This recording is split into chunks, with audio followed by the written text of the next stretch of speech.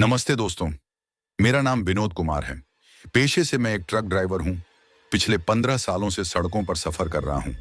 मैंने बरसों तक रात दिन ट्रक चलाया है, पहाड़ों से लेकर रेगिस्तान तक। लेकिन जो मैंने उस रात देखा वो आज तक नहीं भूल पाया हूं। वो रात किसी आम रात जैसी नहीं थी। आसमान काला था, चांद कहीं बादलों में छिपा हुआ था और हवा में अजीब सी नमी थी। ऐसी नमी जो दिल तक उतर जाए और डर की परछाई छोड़ जाए। उस रात मैं जबलपुर से नागपुर की तरफ जा रहा था। ट्रक में सीमेंट के बोरे लदे थे और कंपनी ने कहा था कि माल सुबह तक पहुंचना चाहिए, इसलिए देर हो चुकी थी। पर मुझे चलना ही था। सड़कें खाली थीं। बस कभी कभार कोई ट्रक सामने से गुजर जाता और फिर दूर तक बस अंधेरा और सन्नाटा।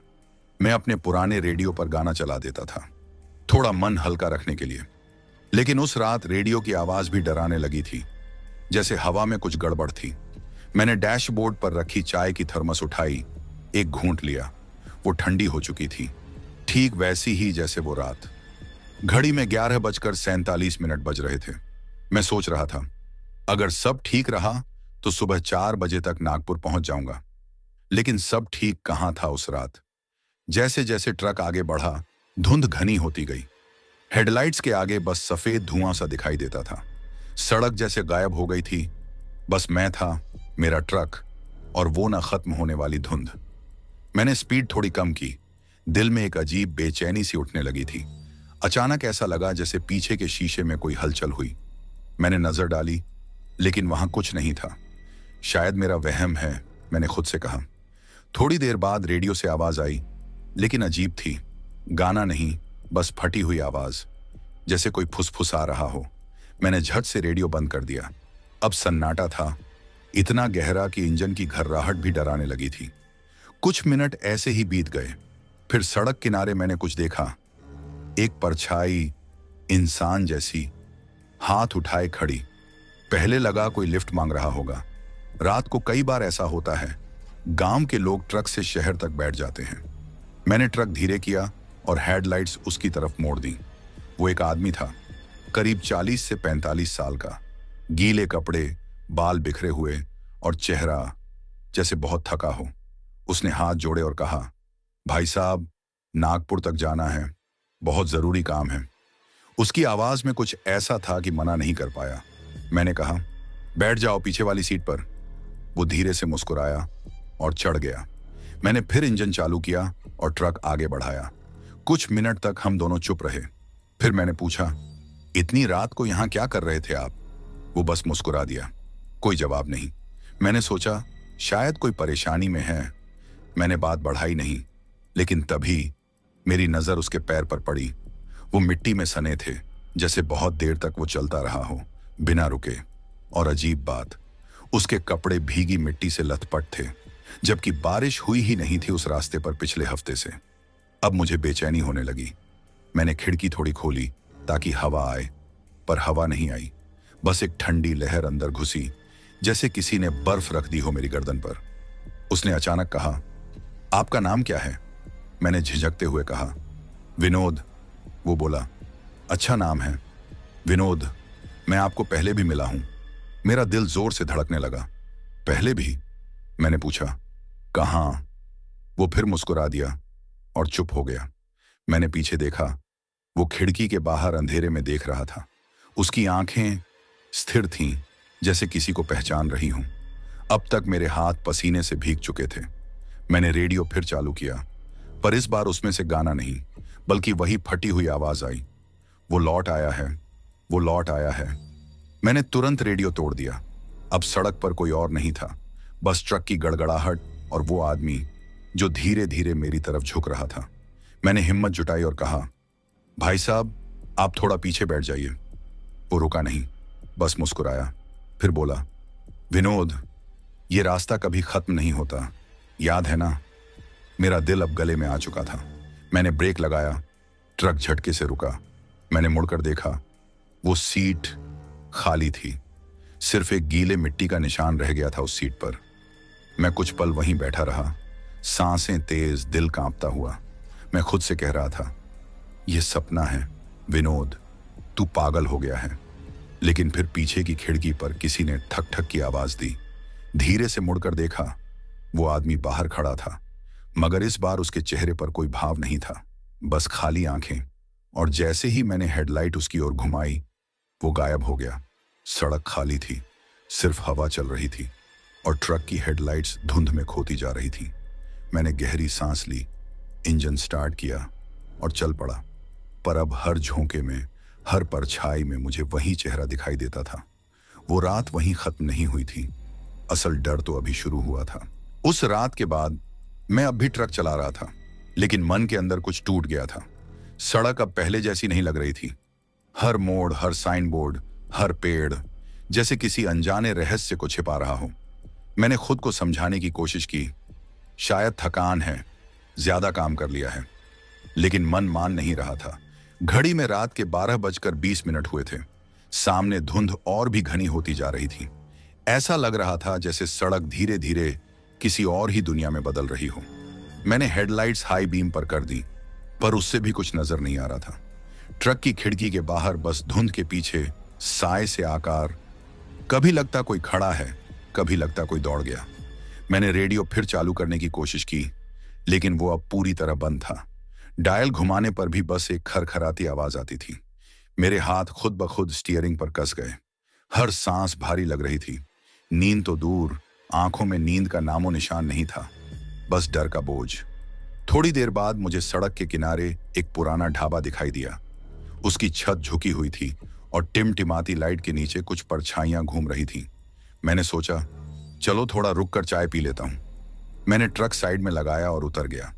ढाबे के बाहर चारपाई पर एक बुजुर्ग बैठा था, सफेद दाढ़ी, लाल स्वेटर और हाथ में बीड़ी। उसने मुझे देखा और मुस्कुराया। रात में सफर, कहां तक जाना है? उसने पूछा।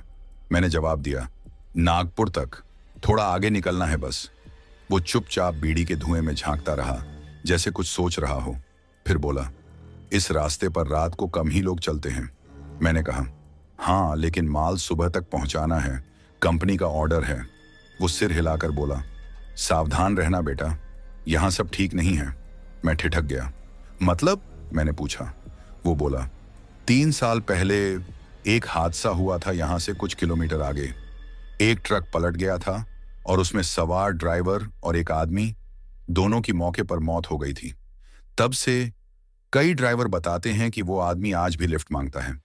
मेरे पैरों के नीचे से जमीन जैसे खिसक गई। मैंने धीरे से पूछा, कैसा आदमी? वो बोला, गीले कपड़े, थका हुआ चेहरा और मुस्कुराहट। मैंने झट से अपनी नजरें झुका ली। चाय का कप मेरे हाथ में कांप रहा था। आपने उसे देखा है? मैंने हिम्मत करके पूछा। वो बुजुर्ग धीरे से बोला, मैं उसे हर रात देखता हूं, लेकिन अब डर नहीं लगता, क्योंकि वो कभी मुझे नहीं बुलाता। मैंने जल्दी से कप नीचे रखा, ट्रक की तरफ कदम बढ़ाए। दिल की धड़कनें इतनी तेज थीं कि कानों में सुनाई दे रही थीं। मैंने इंजन चालू किया और ट्रक को ढाबे से आगे बढ़ाया। अब उस जगह की हवा भी भारी लग रही थी। सड़क फिर शुरू हुई, वही धुंध, वही अंधेरा, लेकिन अब मुझे हर कुछ सेकंड में पीछे देखने की आदत पड़ गई थी। डर था कि कहीं वो आदमी फिर ना दिख जाए। कुछ किलोमीटर बाद अचानक सड़क के किनारे एक मंदिर की घंटी की आवाज आई, पर वहां कोई मंदिर नहीं था, बस एक टूटी हुई दीवार और कुछ सूखे पेड़। फिर हवा में किसी के फुसफुसाने जैसी आवाज आई, रुको विनोद। मैंने ब्रेक मार दिया। सांस रुक गई। कैबिन में सन्नाटा। मैंने शीशे से बाहर झांका। वही परछाई सड़क के बीच में खड़ी थी। वो धीरे धीरे मेरी तरफ बढ़ने लगी। मैंने ट्रक की हेडलाइट्स तेज की, लेकिन वो अब भी चलती रही और फिर अचानक गायब। बस एक झिलमिलाती आकृति पीछे के शीशे में रह गई, जैसे कोई साया कांच पर उभर रहा हो।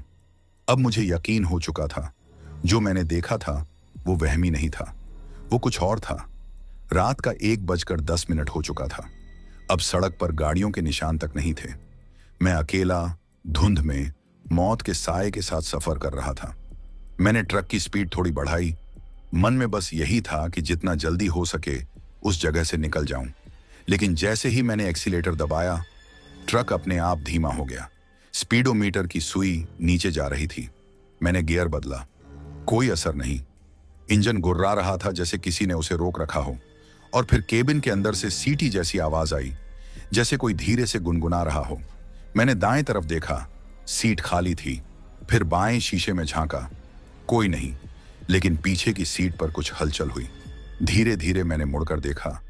वो मिट्टी जो पहले सीट पर लगी थी अब गीली होकर फैल रही थी और उसमें से किसी के पैरों के निशान बन रहे थे। मैं चिल्लाना चाहता था पर आवाज नहीं निकली। मैंने ब्रेक दबाया, ट्रक हिचक गया, झटका खाया और बंद हो गया। अब बस सन्नाटा था। मैंने खिड़की से बाहर झांका, धुंध और अंधेरा, पर अब धुंध के अंदर एक साया हिल रहा था। धीरे धीरे ट्रक की तरफ बढ़ रहा था। मेरी सांसें रुक गईं। वो अब सामने आ चुका था। वो वही आदमी था, वही चेहरा, वही मुस्कान। मैंने खिड़की बंद कर ली, आंखें कसकर बंद की। जब फिर खोली, वो गायब था, पर सीट पर एक गीला हाथों का निशान रह गया था। मैंने कांपते हाथों से इंजन दोबारा स्टार्ट किया। इस बार ट्रक ने पहले ही झटके में आवाज पकड़ ली, जैसे कोई ताकत उसे फिर चलाने में मदद कर रही हो। मैंने ट्रक को स्पीड में डाला और बिना पीछे देखे निकल पड़ा। अब मेरे मन में सिर्फ एक बात गूंज रही थी, वो जो ढाबे वाले ने कहा था, वो आज भी लिफ्ट मांगता है। विनोद, आवाज में थरथराहट। उस रात मुझे नींद नहीं आई। हर साए में मुझे वो आदमी दिखाई देता था, हर आवाज में उसकी फुसफुसाहट। मुझे लगा था शायद अब सब खत्म हो गया है, पर असली डर तो अब शुरू होने वाला था, क्योंकि अगले मोड़ पर कुछ ऐसा हुआ जिसने मेरी जिंदगी हमेशा के लिए बदल दी। उस रात अब तक जो कुछ भी देखा, समझा या महसूस किया था, सबको पीछे छोड़ते हुए मैं बस आगे बढ़ रहा था। सड़कें अब वीरान थीं, लेकिन दिल के अंदर शोर था, ऐसा शोर जो अंदर से काटता जाता है। मेरे दिमाग में बस एक ही बात घूम रही थी, वो आदमी कौन था? अगर वो मर चुका था तो फिर मुझे दिख कैसे गया? ट्रक के शीशों पर धुंध जम गई थी।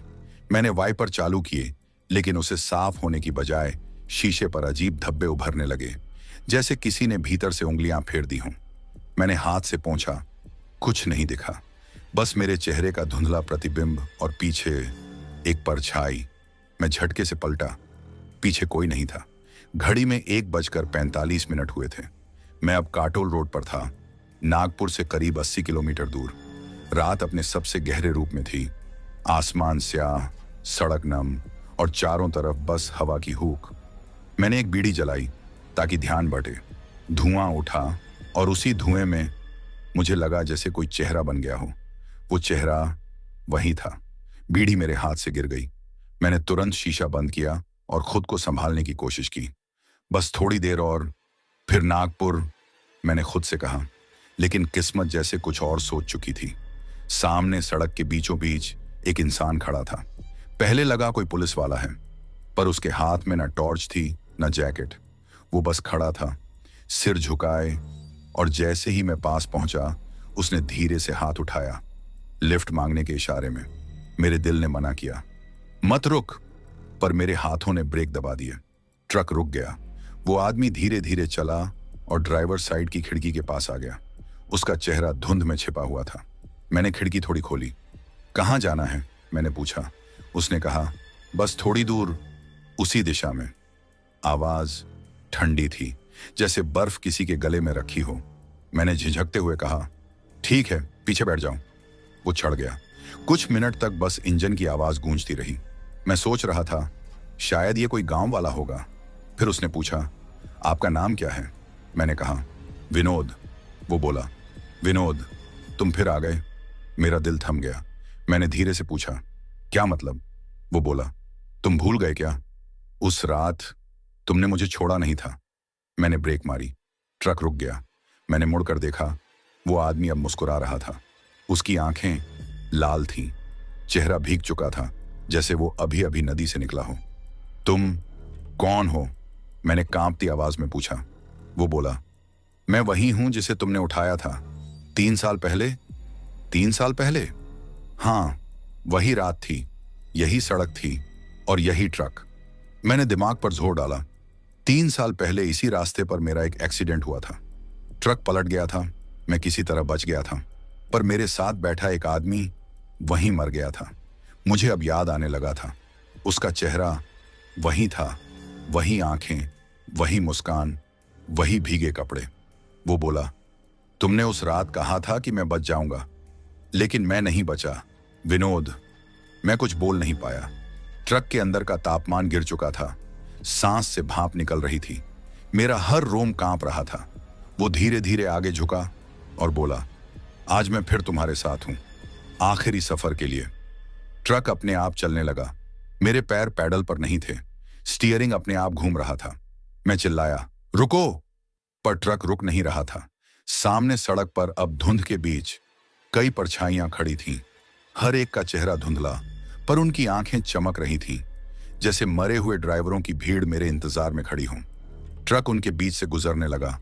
हर परछाई ट्रक से टकराती और गायब हो जाती, पर जैसे जैसे वो गायब होती, केबिन में उनकी फुसफुसाहट गूंजती, हम सब लौट आए हैं, हम सब लौट आए हैं।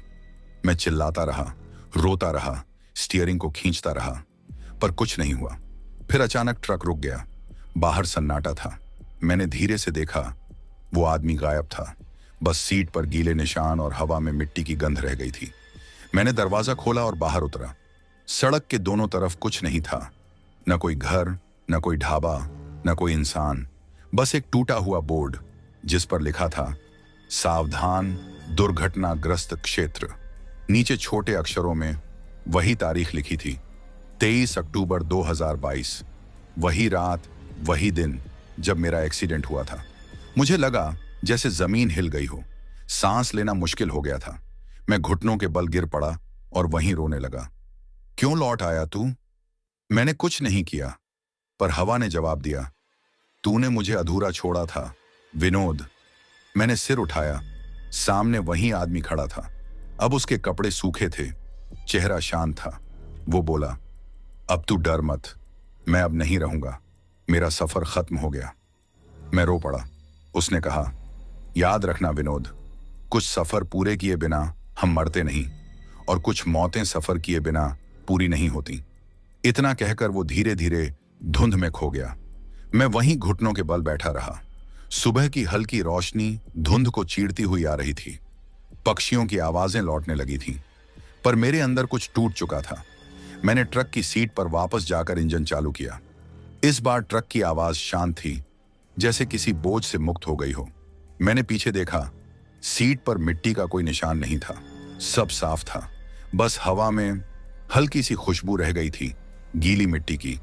उस रात मैंने समझ लिया, सड़कें सिर्फ मंजिल तक नहीं ले जाती, कई बार वो हमें हमारे अतीत तक भी लौटा देती हैं, और कुछ सवारियां कभी उतरती ही नहीं। सुबह की पहली किरणें आसमान को छू रही थीं, लेकिन मेरे अंदर अभी भी रात बाकी थी। सूरज निकला था, पर मेरे मन के अंदर अब भी अंधेरा था। वो जो कुछ हुआ था, वो सपनों में नहीं हो सकता था। मेरे ट्रक पर जो गीले निशान थे, वो अब गायब हो चुके थे, जैसे कुछ हुआ ही ना हो। मैंने खुद को समझाया, शायद डर के कारण भ्रम हो गया हो, पर मेरे हाथ अब भी कांप रहे थे। स्टीयरिंग पकड़ने में मुश्किल हो रही थी। मैंने ट्रक की खिड़की खोली, ताजी हवा ली, पर हवा में वही गीली मिट्टी की गंध अब भी थी, और उस गंध में एक परिचित एहसास छिपा था, जैसे कोई मेरे बहुत पास खड़ा हो। करीब आधे घंटे बाद मैं एक ढाबे पर रुका। ढाबा सुनसान था, लेकिन दरवाजा खुला था। अंदर एक बूढ़ा आदमी बैठा था, चाय बना रहा था। मैंने कहा, चाय मिल जाएगी क्या? वो मुस्कुराया, हाँ बैठो, तुम बहुत थके लग रहे हो। मैंने सिर हिलाया और पास की बेंच पर बैठ गया।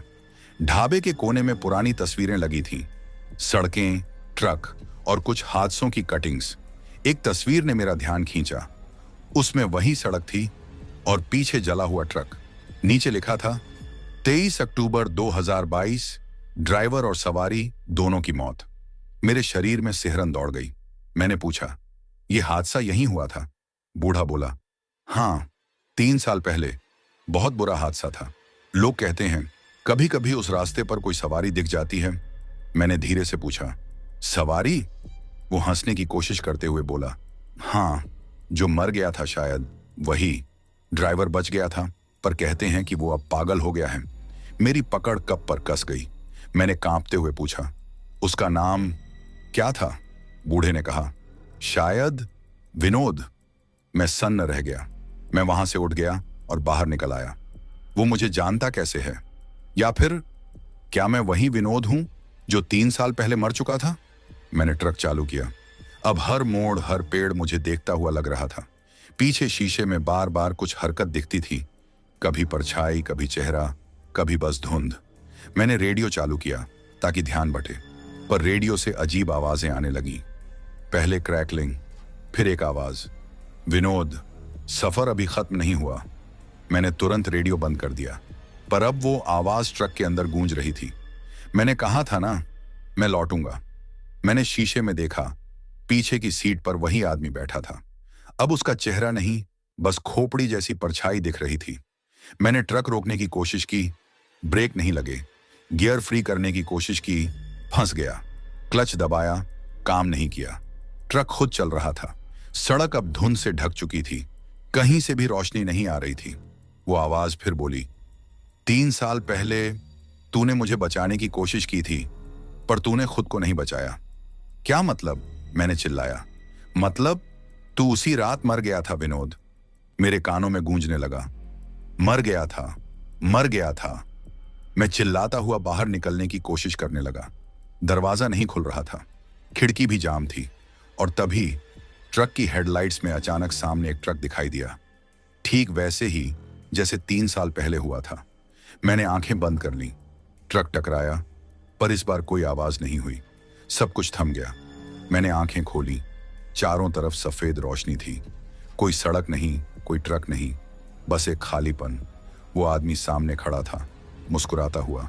उसने कहा, अब सब खत्म हो गया विनोद, अब तू भी वहीं है जहां मैं था। मैंने पूछा, कहां? वो बोला, बीच रास्ते में, जहां अधूरे सफर वाले रहते हैं। फिर वो धीरे धीरे धुंध में गायब हो गया। अब मैं अकेला था, या शायद नहीं, क्योंकि उसी पल पीछे से ट्रक की आवाज आई। इंजन अपने आप चालू हुआ। ड्राइवर की सीट पर कोई बैठा था। मैंने ध्यान से देखा, वो मैं खुद था। वो मुझे ही चला रहा था। कहते हैं कुछ रास्ते ऐसे होते हैं जहां से लौटने वाले नहीं लौटते, सिर्फ उनके साए रह जाते हैं। और जब भी कोई ड्राइवर उस रास्ते से गुजरता है तो कोई सवारी उसे रुकने का इशारा जरूर करती है। मुझे नहीं पता मैं जिंदा था या नहीं, बस इतना याद है कि सब कुछ रुक गया था।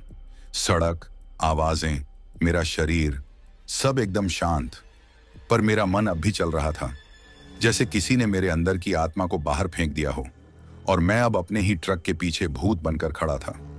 सामने वही ट्रक था, मेरा ही ट्रक, जिसकी ड्राइवर सीट पर मैं खुद बैठा था।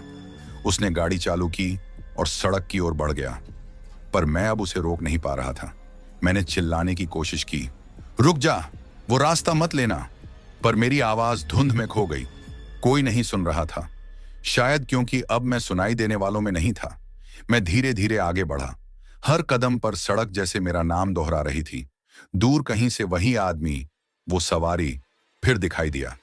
इस बार उसके चेहरे पर कोई गुस्सा नहीं था, बस एक अजीब सुकून।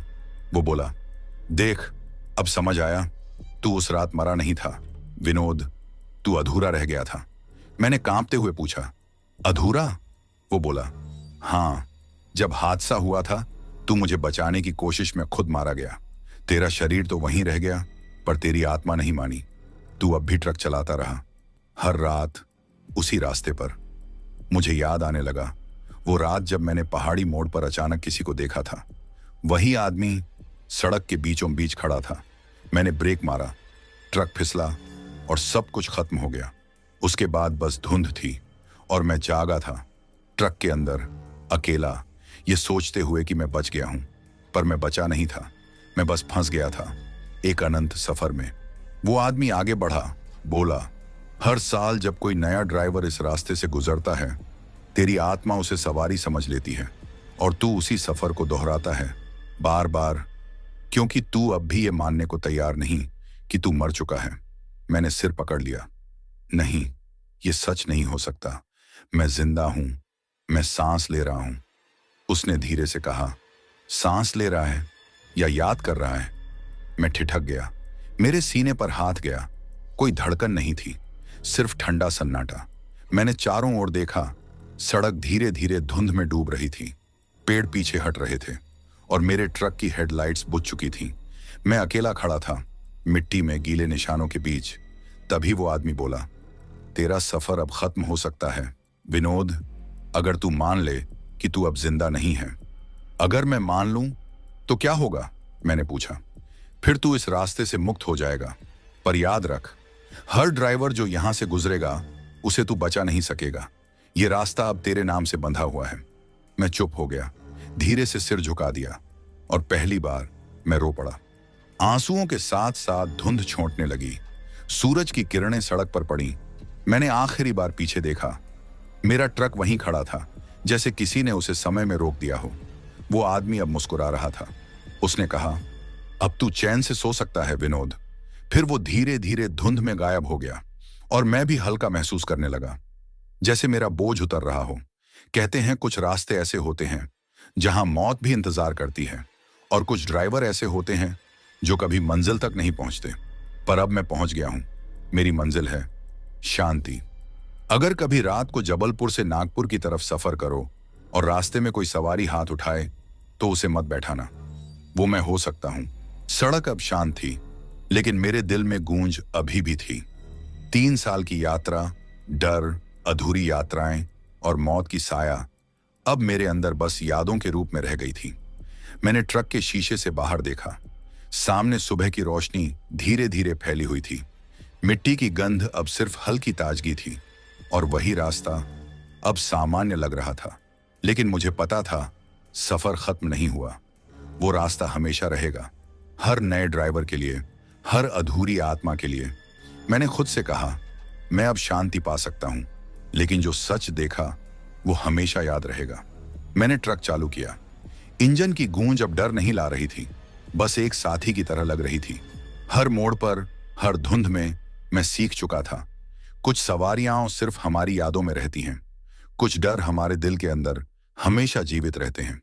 जैसे ही मैंने नागपुर की तरफ बढ़ना शुरू किया, मुझे पीछे की सीट पर कोई नहीं दिखाई दिया, लेकिन मेरे मन में आवाज थी, शांति तो मिली पर सफर की गूंज हमेशा रहेगी। मैंने ट्रक की रफ्तार धीरे धीरे बढ़ाई। मन शांत था, लेकिन आंखों के अंदर डर का अक्स अभी भी चमक रहा था। और तभी मैंने पीछे देखा। सिर्फ धुंध के बीच एक हल्की परछाई, जैसे कोई मेरी यात्रा की गवाह हो। मैंने मुस्कुराया। शायद अब तुम भी शांति पा रहे हो। लेकिन मन के अंदर एक डर हमेशा रह गया, जो बताता था कि कुछ रास्ते सिर्फ अधूरी यात्राओं के लिए बने होते हैं। तो दोस्तों, अगर आप कभी रात में ट्रक चलाएं या सड़कों पर अकेले सफर करें, याद रखिए, कुछ परछाइयां सिर्फ आपकी यात्रा की सच्चाई हैं, कुछ डर हमेशा आपके साथ चलते हैं, और कुछ सफर कभी खत्म नहीं होते।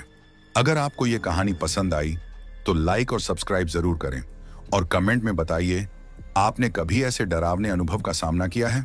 अगली कहानी में हम और भी डरावनी और सच्ची घटनाओं की सैर करेंगे। तब तक सुरक्षित रहें और सावधान रहें, क्योंकि कभी कभी साया आपको उसी रास्ते पर फिर से बुला सकता है।